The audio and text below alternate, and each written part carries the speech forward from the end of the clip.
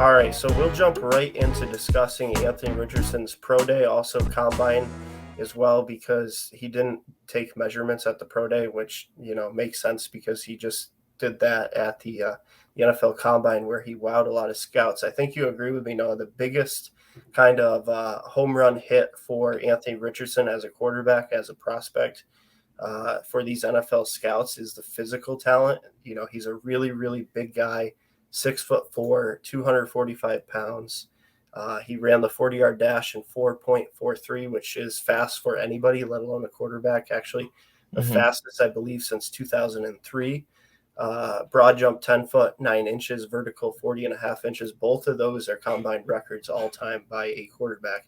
So this is a guy who you're not really looking at so much like, he went and did crazy phenomenal in college and, won awards or won a national title, nothing like this. It's kind of one of those situations where the numbers, the measurables, the tangibles, his height, his size, his speed, his athleticism is off the charts. And then he's also kind of got the wow factor. Like when you watch this guy play, when you watch him throw the football, you're just kind of in amazement that this big of a guy can be not only that athletic, but have the arm talent that he has when, usually guys this big are playing other positions, not really underneath center at the quarterback. So, for me, Noah, and we've discussed this a lot off camera as well, it's not really so much scouts are looking at the production side of things.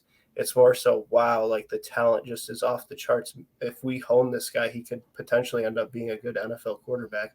I'm interested to hear, what are your thoughts as far as like, should these physical traits and all this athletic talent like super outweigh what he actually was able to do in his short-lived college career, like it honestly has been doing, it seems like, with all the draft type, the buzz, talking about being like a first-round lock pretty much at this point with all the mock drafts. Do you think that should outweigh it, or kind of are they being victims of the moment and getting a little bit too carried away with like what they're seeing physically out of Anthony Richardson? Well, to be honest with you, Garth, as much as I like to troll you about it off camera, it's a bit of a tough call for me because it's hard to gauge potential. Like we can see Anthony Richardson is an athletic mutant. I mean, like you said, the guy's 6'4". He's pretty quick. Solid 40 time. I mean, I'm just looking at his combine stats right here: 4.43 dash, like you said. Projected to be by NFL.com standards a good starter within 2 years. Athleticism score, however they calculated, they gave him a 99 on that, which obviously is first overall. So, I mean, the guy's a combine warrior, rocket arm, very athletic, very good runner. But like you said, he's a bit inconsistent. I don't think his accuracy is quite there yet. He's a little bit turnover prone at times. He had 9 interceptions last season, less than Stetson Bennett on way less pass attempts as well. And Stetson had some moments last year, I'll say, where he got a little bit turnover prone in some games. So it's a tough call. I mean, right, you're taking a risk. You're taking a gamble. He's one of those boomer bust guys.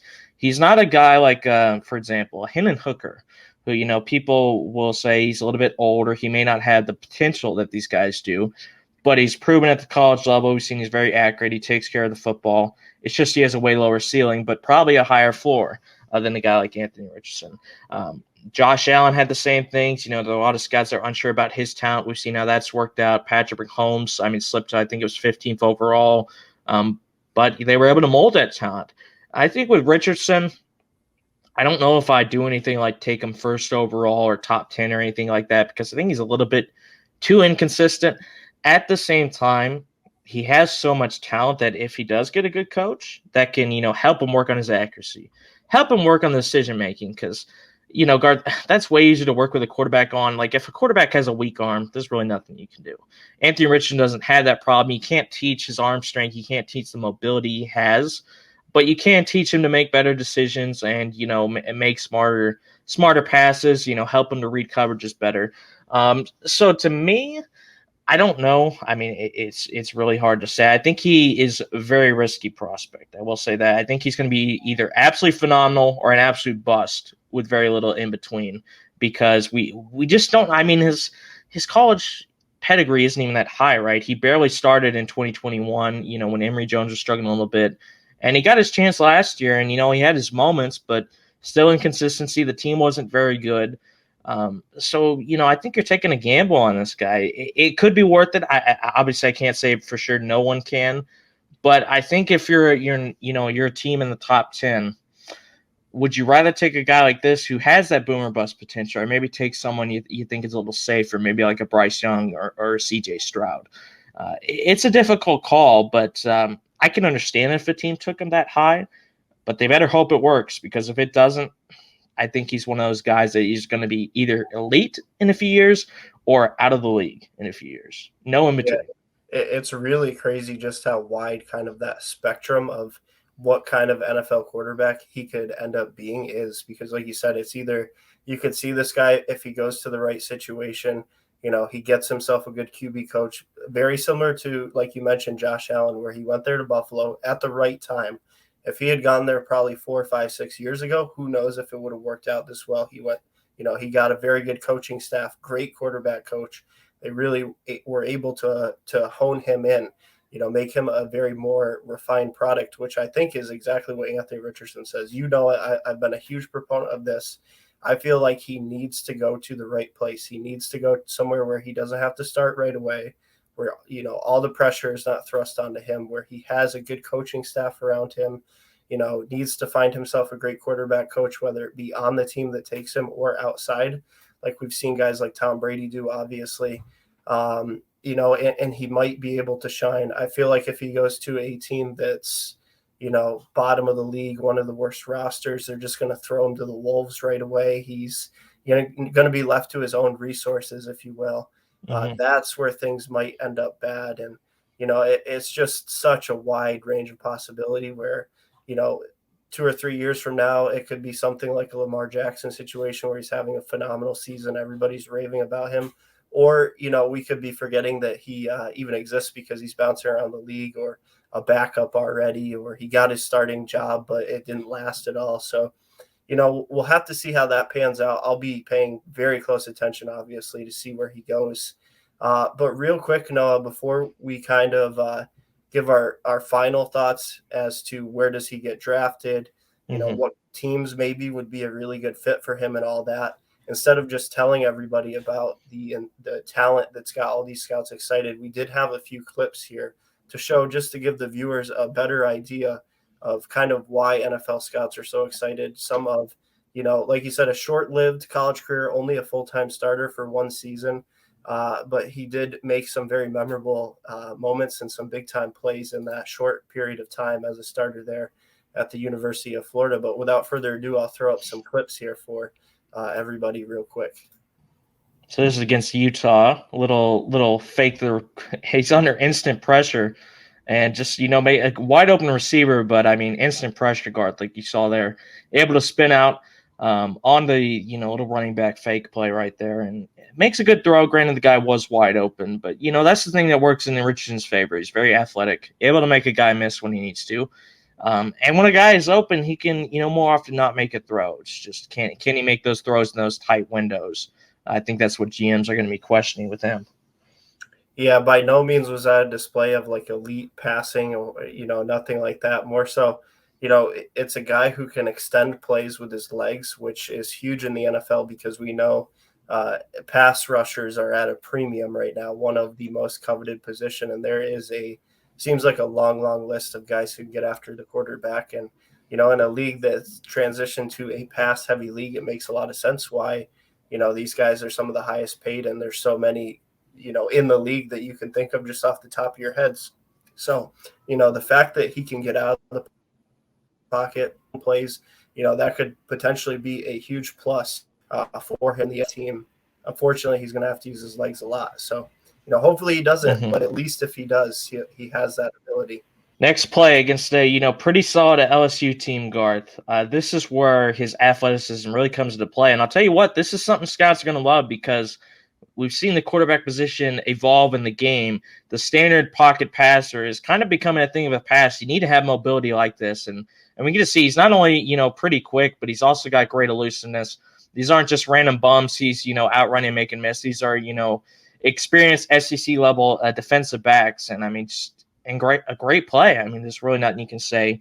Once again, that's the boom potential he has. with the mobility he has. He may not be, a guy that's as fast as a guy like a Lamar Jackson or anything, but he does have that dual skill set, which GMs are obviously going to salivate over. Yeah, and like we talked about when we went over his combine profile, pro day profile, he's a very big guy too. It's not like it's not like Kyler Murray where he's like 5'9", 5'10", really, really fast and elusive. This is a big guy who obviously, you don't want your quarterback taking hits, especially by defensive linemen and linebackers, because that might make your NFL career short lived. We saw that with guys like RG3, but at least, in situations like a QB sneak, he's going to be very, very good in those kind of situations. And if he can get to the second level, this is a guy that quarterbacks, even smaller safeties, are not exactly going to want to tackle because, with a full head of steam, that's a very big guy coming at you. So good combination of speed as well as, like you said, no elusiveness, ability to shake off tackles, juke out defenders, all of that. And we've got one more clip here. This one kind of is just a summation of the Tennessee game, as I wasn't able to find the one specific clip I wanted to show you guys, but nonetheless, really, really just phenomenal game. Probably the best game he had this season overall from a passing and a rushing perspective. Like we talked about, the consistency wasn't always there, especially throwing the football, but this was one game where we get to see a good look of him putting everything together and having a good start to finish performance and being able to throw the ball effectively for the majority of the game. Yeah, I remember this Tennessee game well. I watched it from start to finish. Obviously, playing against a great Tennessee team last year. And, we mentioned that Anthony Richardson's been a bit inconsistent in his career, but this was probably the best game I've ever seen from him. I mean, he was just great all day. I mean, just a solid pass there to a guy that wasn't exactly wide open. Good play action fake here as well. Steps up at the pocket with confidence, airs it out to an open receiver on the sideline. Next play, another play action fake, drops deep, and is able to step up with that mobility he has. Finds another man downfield. Just a solid play there once again. And once again, this was a Tennessee team that was really good last year. But, I'd argue Anthony Richardson was the main reason that Florida was even in this game because Florida's defense could not stop Tennessee at all. They lost the game 38-33. But Richardson made a lot of big plays in this game. And, he had him in a situation, Garth, where they could actually potentially win the game late. Didn't quite happen for him on the road as well, which, plays a factor. But, overall, I thought he was great. I mean, I think the clip's repeating there, but he had some really good plays. So it's just, can he do that more consistently, Garth? Because that's, the best game I think I've ever seen from him. I think he was great in the Utah game as well. It's just when he gets to the next level, is he going to have, the good coaching to be able to make that more consistent to where it's considered the norm for him and instead of, oh, he had a great game finally, pretty much. But the potential is there, like we said. I mean, that was a very good team he was playing and he was excellent. It's just he needs to do that more consistently, I think.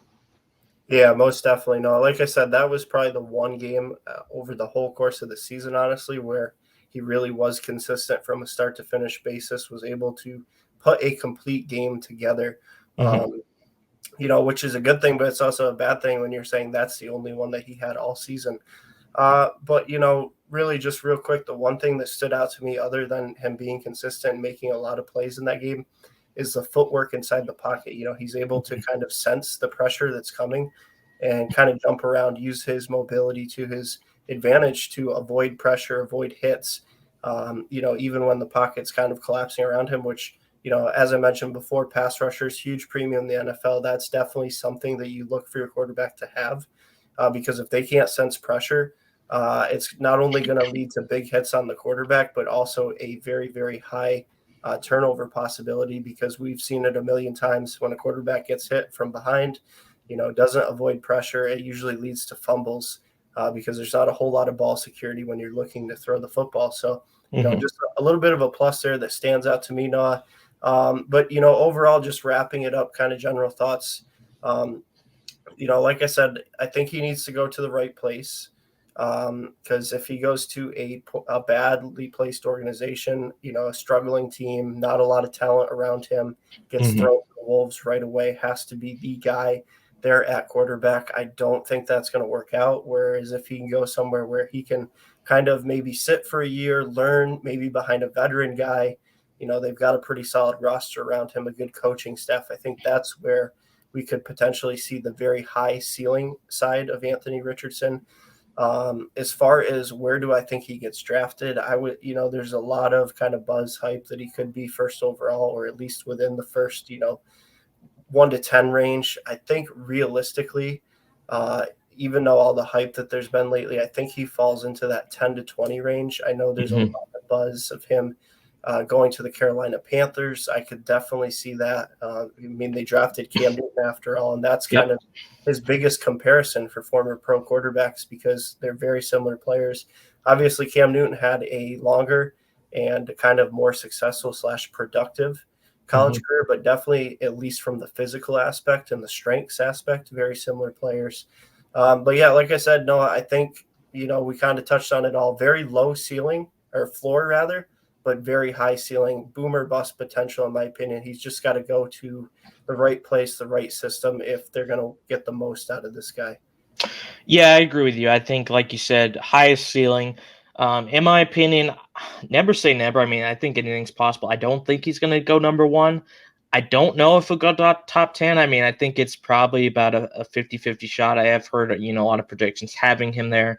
But in my opinion, I agree with you. I think I would personally take Anthony Richardson kind of that mid to late first range to where he's not a guy you need to improve your team right now, like when you're drafted in the top 5 or whatever. But he's a guy that can maybe sit for a year, get some coaching in him, learn from whoever the starter is, probably an established guy.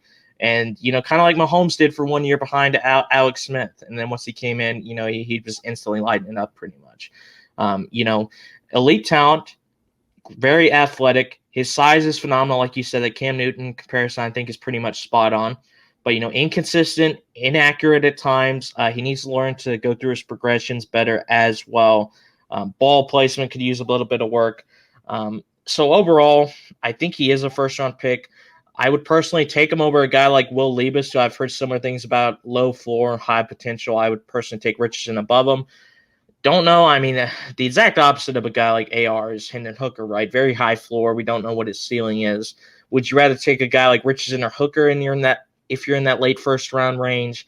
I think it's the question we're going to see get answered. But it's going to be interesting. I'm rooting for him. I mean, I know he's a Florida guy, but he is a very good talent, and I hope it works out for him.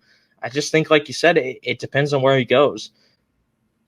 Yeah, one other team that I want to mention that, good potential landing spot for him, even though they might not need a quarterback right at this moment, is the Seattle Seahawks, where he could sit behind a guy like Geno for, 2 or 3 seasons, really learn the ropes from a solid veteran journeyman type quarterback, good coaching staff. Obviously, Pete Carroll is the head coach there. Mm-hmm. That's kind of a place like the Seahawks, the Colts, not really so much the Panthers because I'm not sold on that coaching staff and what would be around him. But a place like Colts or especially Seattle Seahawks would be like, if he goes there, I could see him doing well. Not really so much, whether he goes there or not. That's the $1 million question. But as far as like my ideal landing spots, those are the ones. Yeah, no, I mean, I think that'd be good for him. Obviously, the Seahawks just extended Geno, so I mean, not too sure where he would go exactly, but I think if he does go to a team like Carolina number one, I think he's going to really struggle. I think what he needs is a year to sit and learn. Like I said, if he gets thrown to the Wolves on some team, it's just absolute buns. I don't know what if he'll be able to do anything, but I honestly hope he does fall a bit so he doesn't get absolutely ruined by a team like the Panthers. Yeah, as much as I would like to see him go number one overall and be able to go, oh, my favorite player went number one overall. Hoorah! This is really awesome. This and that. I would have to agree with I'd rather him fall a little bit and go to a better situation than end up on a very bad team and having to basically be the day one starter. And it's like, all right, you're either going to shine or you might be out of a job in a year or two and not have very much fun playing because it's not going to be a good situation for you.